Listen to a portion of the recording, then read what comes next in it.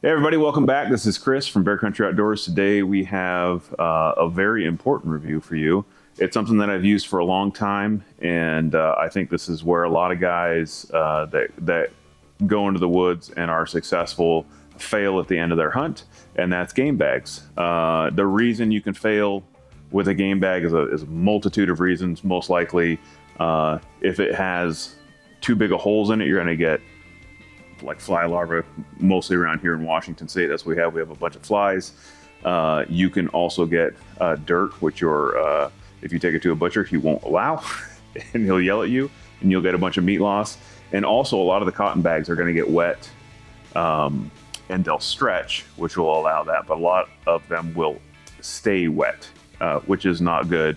And then you get bacteria growth, and then you can lose some meat there. So let's dive into it real quick. There's many bags, right? I'm not going to go into like the 99-cent bag you buy at Cabela's that like you can literally like you can see through. It's transparent because the holes are so big. If you use those, shame on you. Don't do that. They're a waste of money. They're a waste of time. They're light, right? Which is good. They also have some very heavy duty bags, some like canvas type bags. The reason I don't use those is because they're incredibly heavy and they're not as good as the Caribou bags I've been using. And if you guys can see up front here, so this is a brand new pack Caribou Gear just sent me. I bought this pack in Fairbanks, Alaska 10 years ago. So long before we ever got into talks with Caribou Gear, I had bought their product. I've used their product. I've used it all over the Western United States. And I have some of the bags here to show you what we've done. So we hunt a lot, like say 6 months a year. Doug and James and myself, we're all, like I said, we're hunting multiple states. We kill lots of stuff. So once you shoot something, typically we're not 10 feet off the road. You're not just going to haul it to the truck, right? You're going to quarter it up. You're going to put it on your back and pack it out.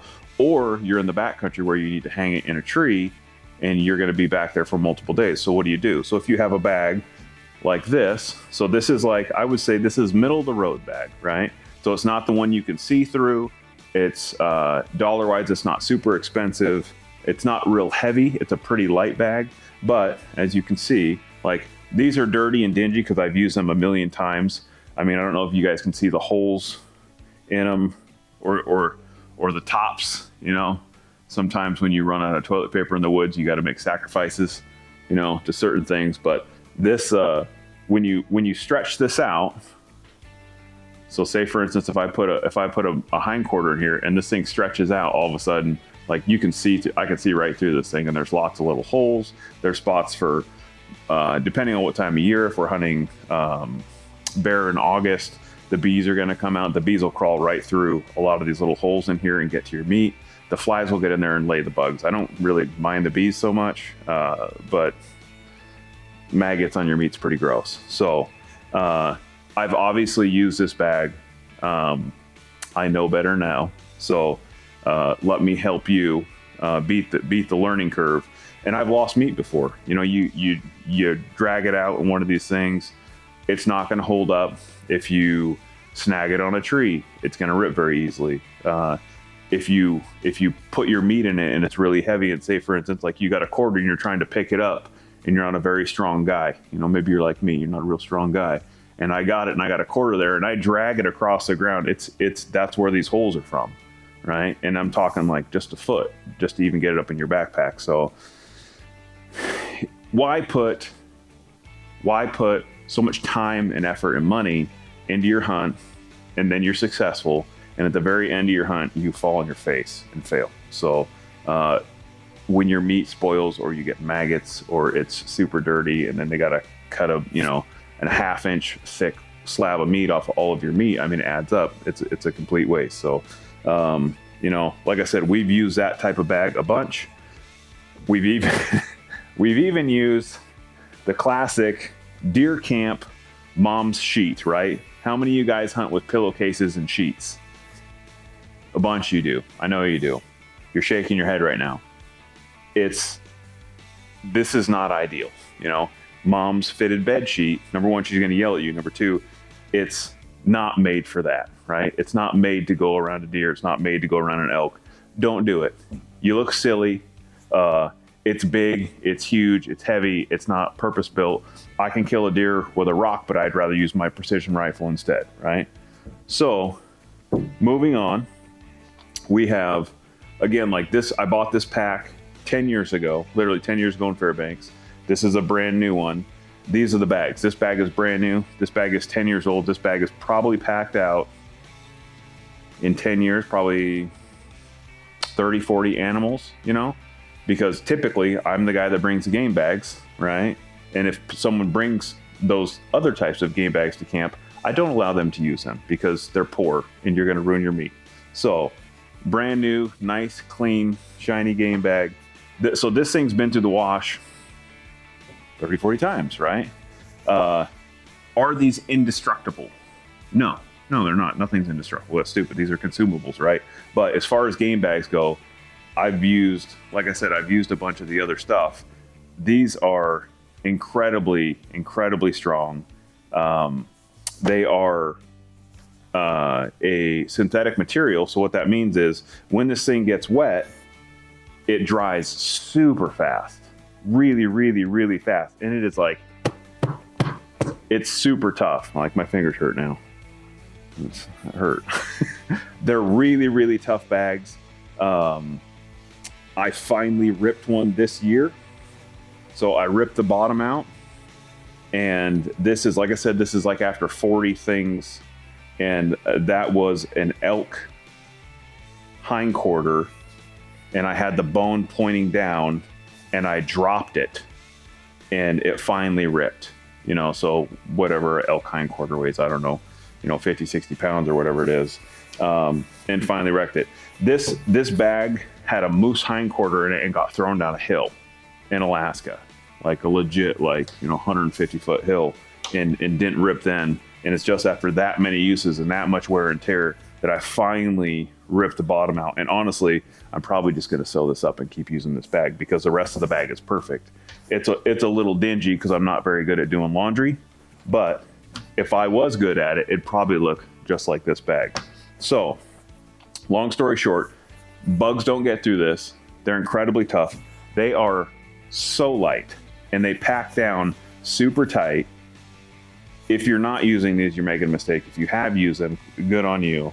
Go to caribougear.com. They have a bunch of different packs. Like this one's the Wapiti, so it's like, if you're doing elk quarters and stuff like that, this is perfect. They have a carnivore, they have a deer one, they have a bunch of stuff. Go check them out, caribougear.com. 5 stars. So another thing about the caribou bag, so the synthetic material they use, I'm not a scientist. I don't know what this is made out of, but I do know that the holes are super, super tight. So you're not going to get fly larvae through here. You're not going to get like dirt and dust and debris and all sorts of junk. Like I said, it's super, super tight. And, like I said, and when it does get wet, it dries like instantly. It's like wearing merino wool, how fast that dries on you and it wicks the moisture away. Really, really good product. Like I said, I'm a huge, huge fan. I think I got the smaller bag out here already. The Wapiti here. So these nice new bags. So they obviously all come in, in different sizes. I like that they have the little tie-offs. So when you do hang this in a tree, you can hang it up on a tree, you can swing it over, you can do whatever you want. You can see these as well. You can tie these onto your pack. If you have an itty bitty baby pack and you need to put this on the outside and you are running out of straps, you can use these as well. Another thing that's super cool, the drawstring, which I think a lot of people don't know about, is when you go, say for instance, you're on a backcountry hunt and you have your game bags and you need to hang them somewhere. Maybe you have a tree or you strung a rope across or something like that, and you need to hang these up. How are you going to do that? You don't want them like sitting against a tree. You want air movement. You don't want the bags touching each other. these drawstrings, so now this is super tight. You know, it's not like one of these where you're getting grandpa's zip ties and duct tape and the rest of the crap out. So now this is tight, the bugs aren't getting in there. Drop your slider down, and you have all this built-in extra super lightweight, really, really strong rope. This will hold 300 pounds. And for those of you who don't know how much 300 pounds is, you're not packing 300 pounds, so don't worry about it, because you're not going to put 300 pounds of meat in this bag. So even if you get like a giant moose quarter or something, and say it's 150 pounds, which wouldn't fit in this bag, they do have bigger bags for that. But say you got a giant 100-pound, huge bull elk hind quarter in here, you can just take this and tie it up and it'll hold it no problem. This is not going to rip out. It's like, this is super, super strong. So I think that's something that a lot of people miss, because these are so lightweight. I mean, these like weigh nothing. The strength of this, to be able to hang this in a tree and not have to carry a bunch of mule tape in your backpack or whatever else you guys got, is super, super handy. No extra paracord or nothing. It's everything's built in. It has everything you want. So I'm a big fan. They do have, I think they had a smaller bag in here too, which I already took out. So like all your little giblets, your heart, your liver, you know, your maybe you want to throw your back straps in there, keep them out of your tenderloins or something like that. You know, they put a smaller bag in there as well. So again, caribougear.com, check them out.